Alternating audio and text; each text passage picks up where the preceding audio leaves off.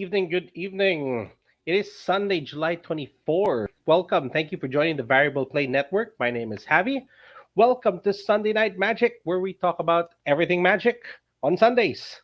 Well, specifically more maybe towards the Commander format, but that's just more of my personal preference. But sometimes we do get to talk about other things aside from Commander, just really mostly magic related.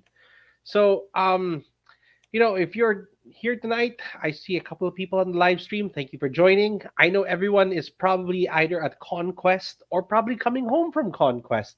So if you guys were able to visit, I really hope that you guys enjoyed. Unfortunately, I was not able to go for reasons of isolation. But either way, I'm here tonight. I want to talk about some magic, and tonight we're gonna be doing something that I would consider kind of like my default or go-to episode when I really just kind of wanna um, test the way that I think and build commander decks. And I hope that you guys can join along with me tonight. I'll try to monitor the comments as best as I can and get some input for anyone that might be watching. But tonight we're going to be doing another episode of Kenneth Commander. So typically we've been going over random cards to identify if they can be used in a commander deck. But today's going to be something very special. I actually found another tool, but this specifically finds random legendary creatures. So let me go ahead and get it up on the screen so you guys can see what I'm talking about. Here we go. So I found a site called Random Commander. And what this does is it generates a random legendary card out of all of Magic the Gathering sets. And the idea here is that we're going to go ahead and look through these cards and see are they even viable commander decks to build. Hey Adaflow, thank you very much for joining tonight's episode. I hope that you find tonight's content entertaining. Um, Definitely something to consider when you decide to start playing Magic. Yeah, so we're gonna go over random legendary cards here. Let me go ahead and take myself off the screen so we can get a little bit more of scale here. So if you guys are interested, you can go to randomcommander.com. So this is basically a randomizer that you can set filters as to card types, costs, and such. But instead, I'm just gonna go ahead and just hit a random, which is the button right on the bottom there. Caveat is that, of course, we might hit cards that need a background, that might need a partner. And when we get to those situations, I'll throw in some additional thoughts and opinions. But otherwise, we're going to really just focus more on the card. So let's go ahead and get started. And random. The very first card is the Ready Scrap Savant. All right, so we're looking at a 4 to cast Planeswalker, but if you read the very bottom of the card here, it does say the Ready Scrap Savant can be your commander. All right, so let's go ahead and look at the abilities here. So again, for the cast with only a single red, but if this person if you're using the Ready as your commander, you really are playing mono red. So comes into play with 3 loyalty counters. The +2 is discard up to 2 cards, then draw that many cards. The nice thing here is that it's up to 2 cards. So you can even just opt to discard 0 cards if you want, just to give it +2. Or if you just want to get rid of 1 card, you can get rid of 1 card. The next ability is -2. Sacrifice an artifact. If you do, return an artifact from your graveyard to the battlefield. So that goes right into the game. It doesn't care how much that costs. You can sacrifice a 0 to cast treasure and replace it with one of the largest artifacts that you have. So that's actually a pretty busted ability. And then the last one is -10. You get an emblem that reads, whenever an artifact is put into your graveyard from the battlefield, return that card to the battlefield at the beginning of the next end step. So basically, anything that breaks during goes to your graveyard during anyone's turn at the beginning of the next end step, it comes back in. That's absolutely busted. And I can tell you right now that yes, this can commander. I do have a friend in my play group that does run this consistently. So, if Chico is watching tonight, definitely he is one of the people I know that pilots this, and it is a very viable commander. So our very first card for tonight, yes, it can commander. All right, let me check the comments here. All right, and so for tonight's episode, I want to keep this a little brief. So let's try to run through maybe about, I'm gonna say 15 choices. That's, I don't know. Let's keep tonight's episode maybe somewhere close to half an hour. Let's see how that goes. If we have more people join in and throw in their comments, let's keep going then. But let's see how we go in the next few minutes. So let's go to our second card. Our second randomized commander is, all right, Ayara, first of Lockwain. So we're looking at a 3 black to cast 2/3 elf noble. So this is from the set of Throne of the Eldraine, right? So when Ayara, first of Lockwain, or another black creature enters the battlefield under your control, each opponent loses 1 life and you gain 1 life.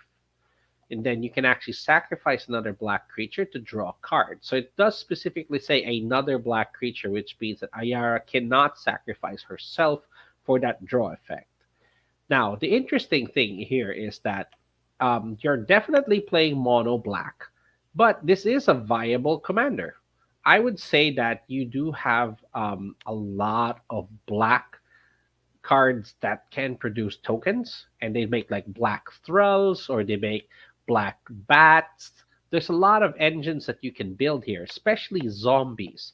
So zombies tend to also run like a lot of infinite death loops. So if you are familiar with some of these cards, there is something called the Pyrexian Altar. You sacrifice a creature and you make 1 mana of any color. Another black card that exists is called a Gravecrawler. It costs 1 black, and you are allowed to cast it from the graveyard as long as you control a zombie in the battlefield. So you can actually run an infinite loop of it sacrificing itself to cast itself over and over again. But with Ayara in play, that whole black creature entering the battlefield keeps happening, and so you'll drain all of your opponents till they're dead. So this can be used. There are more efficient black creatures. I mean, I can think of a few other black decks that could probably run much faster, and Ayara's casting cost of 3 black does kind of make her difficult to cast faster than most other commanders in mono black, but the fact that she does have a drain life effect and also a draw effect built into her makes her a very viable commander. So at this time, we are actually 2 for 2. Right, so while waiting for a couple of comments, let me get back in here. All right, let's go ahead and get to the next card. So we are at so now we're moving towards number 3. Random. Teferi Temporal Archmage. Wow, another planeswalker that can be your commander. So I'm going to tell you already that this is an automatic yes. So there is a very competitive build that does exist for Teferi. Mono blue is one pretty despised like color in Commander. I love playing mono blue, but you gotta just deal with being the enemy of the table every time. So this one here is a little tricky because the fairy is 6 to cast. That's 4 colorless and 2 blue. And it is a 5 loyalty planeswalker that can be your commander. +1, look at the top 2 cards of your library. Put one of them in your hand and the other on the bottom of your library. So essentially, it's a draw, which is good. -1, untap 4 target permanents. And then the last one is -10, you get an emblem that reads, when you activate loyalty abilities of planeswalkers you control on any player's you can activate it during any player's turn and anytime you can play an instant. So basically, all planeswalkers typically are restricted to having their abilities only happen at sorcery speed during your turn. There already have been some other cards that kind of have broken that rule, but this is one of the very first ones to try breaking that rule with an emblem. So, as I said earlier, this is a highly competitive commander, and it is so viable. unbelievably viable because there is just one card that you need that makes this go immediately infinite, and it is a card called the Chain Veil. The Chain Veil pretty much replicates or multiplies your Planeswalker activations. So it does really break this and brings it to a totally different level. Hey, Clint, what's up, man? I hope you guys enjoyed Conquest. Too bad I couldn't join you guys, but while you're here, I hope you enjoy the episode. So we are looking at random commanders or generated by randomcommander.com, and we're pretty much just gauging if they are viable for commander. So we are now moving towards a fourth random selection. So far, 3 for 3, and let's go random. All right, so here we go. Elenakessig Trapper. We're looking at a 5 to cast 4/3. First strike, okay, with an ability to tap, add an amount of red mana equal to the greatest power among creatures you control that enter the battlefield this turn. And it has partner. So, I did mention earlier, part of the caveats here, that we can kind of go a little bit further into partner. But so just to set some expectations here, when you say partner, you can have two commanders as long as they have the ability also of partner. And you can get up to dual color commanders, which means that Elena can run with two other colors, essentially making it a tri-color deck. So let's go ahead and just assume that you're building all the way to 3 colors. So red and two others. First off, this commander produces red mana, which is great, but it's 5 to cast, and it comes in with summoning sickness. So you gotta wait for a full turn cycle before you can even use this ability. And what kind of makes it worse is that you have to get a really big creature in first to use this ability. So you're spending before you can use her ability. It has to be a creature that came in that turn. So I'm going to be honest and say that there's a little too many hoops to get through just to get any benefit out of this. So I personally wouldn't play it. You can definitely push this if you want. There is a combination of red and green when this character was introduced of like two complementary partners. But to be perfectly honest, its casting cost, its speed, its limitation to you having to play a creature that turn, which means that you can't use this, let's say, during your opponent's turns because you probably don't really have anything coming into the battlefield during their turns. So you're really restricted. It's too limiting that there are better options for you. So this is the number 4, and unfortunately, this one is a miss. Wait, is it number 4? Sorry. Yeah, Lockwane, the Ready, we did the Fairy. Yeah, okay. Wait, what was the first one that we did? Oh yeah, it was the Scrap Savant. Okay, yeah. So let's go ahead and move into the 5th choice, and yeah, this one there. So first miss of the day. I wouldn't recommend it. Randomize. So number 5, Trostani, Celestia's Voice. Okay, so now we're playing green and white. So green and white is Celestia. So this is pretty much the legendary creature that does represent them. And this does come from a commander pre-constructed deck, as you can see on the expansion symbol. So I can already tell you now that this is viable to some degree. It just depends if it's the kind of build that you want. So we're looking at 2 green and 2 white, which is kind of tough to cast, to be honest, for a 2/5 legendary dryad. Whenever another creature enters the battlefield under your control, you gain life equal to that creature's toughness. So it's a gain life deck. And then it does have the additional ability of a colorless green-white, and you tap it to populate. Create a token that's a copy of a creature token you control.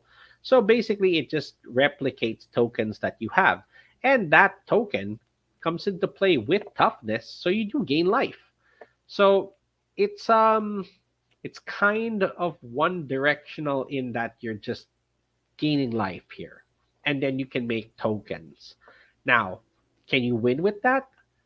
There's a really rough way of doing that, like Felidar Sovereign, or there's that other card that if you have 50 or more life, you win the game. So, yeah, there is that kind of route that you can take there. Gaining life will always keep you in the game, but 2/5 is not a good attacker. It's okay blocker, but for the casting cost of 2 green and 2 white, it's kind of slow, and there's no draw, there's no removal, there's no advantage that you're getting here other than possibly replicating tokens that you've already have in place. So you actually need something else to produce tokens in order for Trostani's ability to even matter to you. So this one for number 5 is also a miss. So far we are 3 for 5. You mean you could play this. That's why there is that route. You can go at Felidar Sovereign that if you have 40 or more life at the beginning of your turn, you win the game. But it's so inefficient to use this as your commander that there are better like green white options, to be honest. This is really more of like maybe in the 99, because like there are other commanders that also produce tokens and also populate, like Gired, which is green white and red actually, so you get 3 colors. And okay, he makes 4/4 rhinos and he populates when he attacks.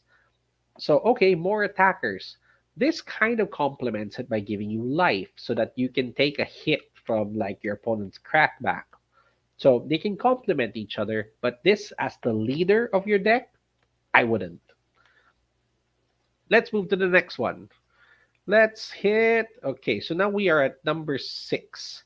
Oh no. Oh, why? Why? Okay, we have one of the new ones from Commander Legends Baldur's Gate. All right, we are looking at Viconia Drow Apostate. So the Drow are the dark elves in D&D. They're from the Underdark. So we're looking at a 3 to cast 2/3 legendary elf cleric. Right? So at the beginning of your upkeep, if there are 4 or more creature cards in your graveyard, return a creature card at random from your graveyard to your hand, and then you get to choose a background. So the backgrounds allow you to kind of complement this with a second color.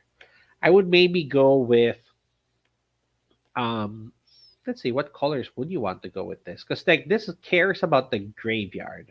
And the only other color that or the only other there are backgrounds that I think let you discard, or probably, you know what, it's really up to you how you'd like to build that. It's your choice. But I'm going to be perfectly honest and tell you that it ain't worth it.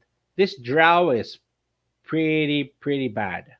It's 3 to cast 2/3, and you need to have 4 creatures in your graveyard. All right, and then you get to return one at random to your hand. So it's not a good attacker. It doesn't have protection. It doesn't have draw. It doesn't have removal.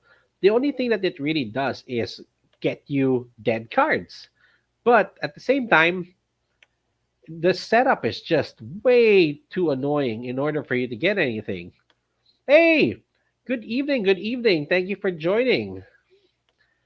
I hope that you also are, maybe considering building some commander decks, and tonight's random commander generator might give you some ideas. All right, so wait, going back to this, you know what? Like, yeah, this is such a crappy card. I don't know how to begin just expressing my frustration. When I saw it, the artwork looked pretty nice. I even got I think I got like an etched version or a foil version of this. And then when I read the ability, I thought it would go into play at least. Nope, it just goes back to your hand. So this doesn't partner with anything, so it goes with a background, and all of the other backgrounds are crap anyway. So no, hard pass. Really hard pass. This is garbage. So avoid. So we are 3 for 3. We are at 50% now. I wasn't expecting this. We started off so well. So let's move to the next one. Next random. So we're going to number 7. Number 7. Oh wow, what is this? Oh wait, okay, no. You know what?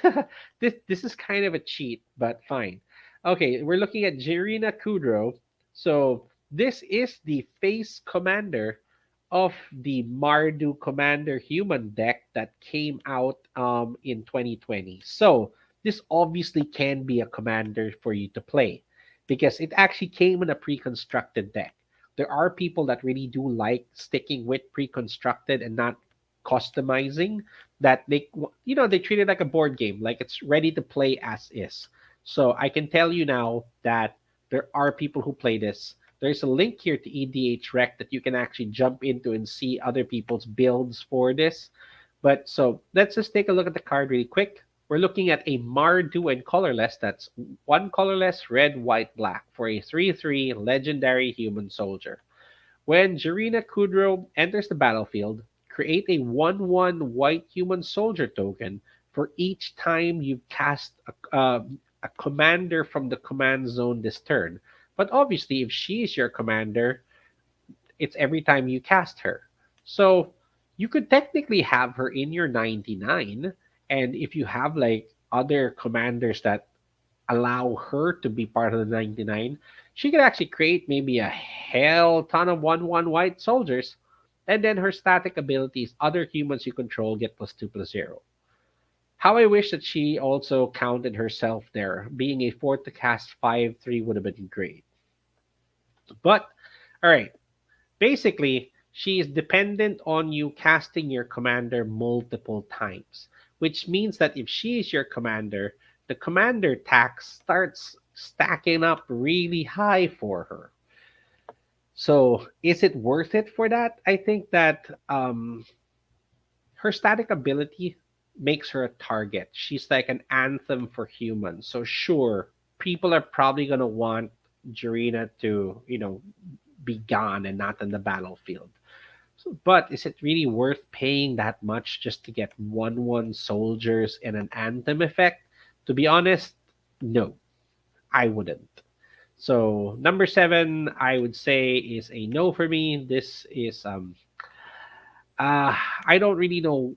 I get that they were going with the human tribal, and this is kind of themed around Ikoria and humans versus the monsters and stuff like that. But this isn't, definitely probably more for the 99 rather than anything else that I would there are better Mardu combinations. Like I would actually play maybe Timna, who is a human cleric, and then add another commander that is probably like maybe Bruce Tarl or something like that. I think he's human if I'm not mistaken. You still get Mardu, and you get commanders that you really are gonna want to play multiple times.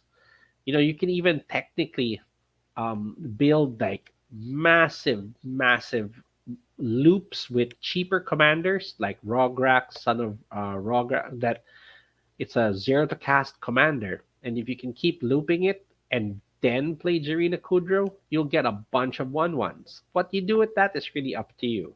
But basically, not the commander, more for 99. So number 7 is a no. Oh, rough episode. We did 3 really good ones, then 4 eh. So let's go to number 8. Number 8 is Multani Marrow Sorcerer. Okay. Oh, the OG Multani. So we're looking at a 6 to cast that is 4 colorless, 2 green. It is Summon Legend, but it's really an elemental. So you can see here on the right side the Gatherer or the Oracle text for this. That's with all of the errata that they've done for the card. All right, so Multani Marrow Sorcerer has power and toughness equal to the total number of cards in all players' hands, and it cannot be the target of spells or abilities. You cannot target it yourself, but your opponents can't either. But you know what? You'd be surprised how massive this gets. Remember that your most commander games are 4 players. So if everyone has a maximum hand size of 7, Multani is a 28/28 and has Shroud. It cannot be targeted at all. And remember, commander damage is only 21, which means that this can be a one-hit commander. If no one has a blocker for it, they are dead. Now, it doesn't have trample, you can't target it, so there are those limitations. But Green also has access to universal effects that gives all of their creatures trample. So you can actually get away with a really big hit with this. And in one of the competitive local game shops that I used to play in, there were at least three players who were running Multani. So definitely viable commander. This one is a surprise. I wasn't expecting to see Multani here, but I can tell you, definitely worth playing. Um, Green is, you get kind of limited to just being monocolor, which is not my preference, but green has removal. Green has card draw. Green has protection.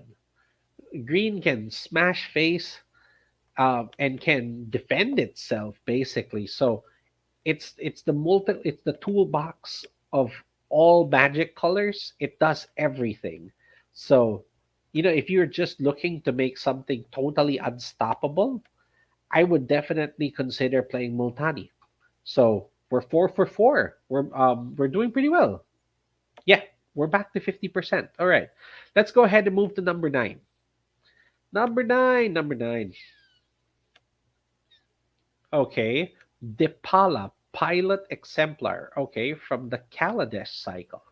Red and white, so Boros Commander, not bad. So 3 to cast, that's a colorless, a red, and a white. We're looking at a legendary dwarf pilot. Other dwarves you control get +1/+1. Okay. Each vehicle you control gets +1/+1 as long as it's a creature. Okay, so the moment you crew a vehicle, it's a little bit bigger. Not bad. Whenever the Paula Pilot Exemplar becomes tapped, you may pay X. If you do, reveal the top X cards of your library, put all dwarf and vehicle cards from among them into your hand, put the rest on the bottom of your library in a random order. Okay, it's a 3/3 for 3, which isn't bad at all. It has an anthem effect, which is good. And then it even pumps up vehicles. Now, it is only restricted to red and white, but there have been some pretty good red and white vehicles, or well, actually, let me correct that. I would say red. Red has had some pretty decent um, vehicles added into it. Well, there is Parhelion, which is the white vehicle that is a must add for something like this. So there are vehicle commanders that exist already now. Like there's the black white one from Kamigawa, which is I think a lot better than Depala here. But I will say that Depala's ability to pay X and kind of go into the top X cards of your library make it pretty good. It's almost like having a little bit of a draw engine. The drawback here is that if you're trying to look for like a removal spell, if you're trying to find an answer, they're all going to go to the bottom of your library.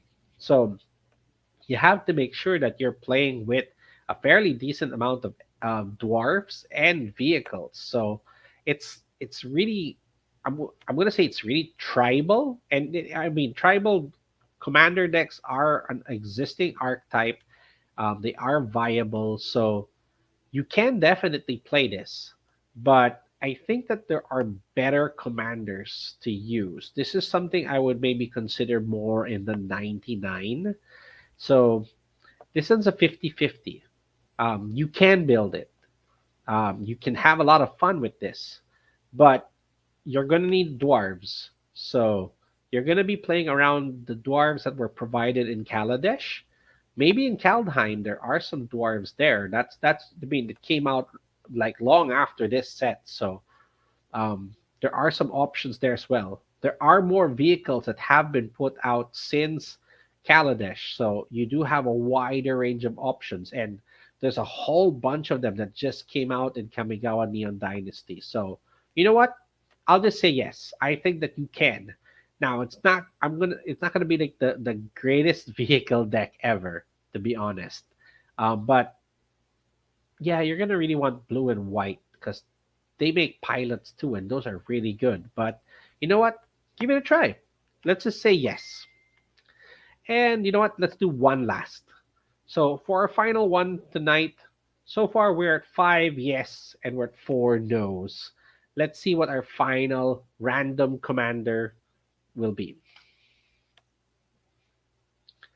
Oh dear God, why?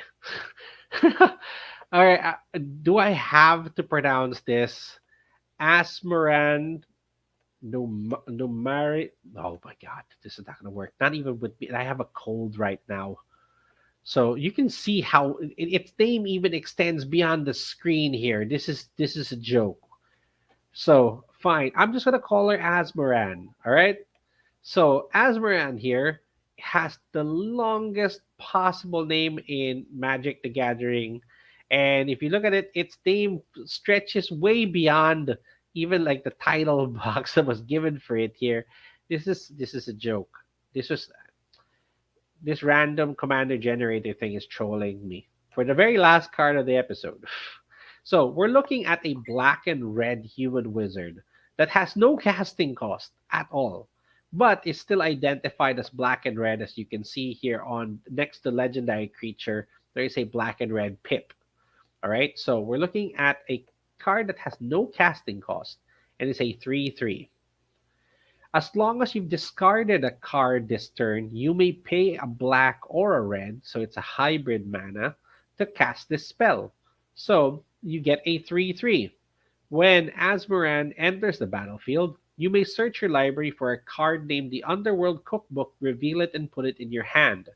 So the Underworld Cookbook is a card that does allow you also to produce food tokens. The trick here is that if you sacrifice two foods, I cannot believe they did this. Target creature deals 6 damage to itself, so it makes creatures target themselves. So this is super weird. This is like a lore thing that Magic has, like from Asmoran was actually mentioned in a much older card, and it's like this long running joke that they finally decided to make a card out of it. So I can tell you now, Asmoran is used, but not in Commander. You're looking at a 1 to cast 3/3 if you discard a card. You can technically run 4 copies of this in like Modern or Legacy or something like that, or Pioneer, and I think that they do. It's still a 1 to cast 3/3. You can't go wrong with that. There is a card called Street Rate that it is a card that you can cycle for 2 life. You're going to just throw it away and draw a card. So basically, with a single black mana or a single red mana, you can bring in a first turn 3/3 and even get a card to replace what you cycled. So it's very useful in other formats and 20 life and stuff like that. And technically, this does kind of get around commander tax in a way, but you are actually still going to have to cast it from your command zone. So it's still subject to tax, to be honest. The trick here is that it doesn't have a casting cost, it's technically zero. It's a Rakdos build, and I can tell you that there are so much better options for you to go with here. So it's a super interesting card. It's a flavor win if you want to go with that. The Underworld Cookbook is a super underwhelming artifact, if I'm being perfectly honest here. There's just so much hoops that you have to do. You have to discard a card to get this in, to get the Underworld Cookbook, and then you have to use the cookbook and meet its requirements to make food tokens.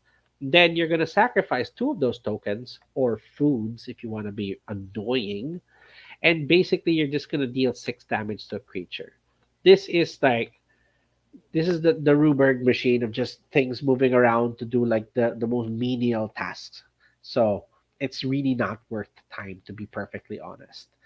There are much better Rakdos commanders that can get the job done, and this is not one of them. So um, it's an unfortunate way to end tonight's episode, but it is what it is. So let me go ahead and take that out. I hope that you enjoyed tonight's episode of Ken Commander. For those of you who joined the show tonight, Anna, Clint, and who, Araceli. Did I pronounce that right? Thank you for joining tonight. I hope that you guys, enjoyed this and maybe gave you some ideas for commander decks that you want to build. Till next time, keep gaming.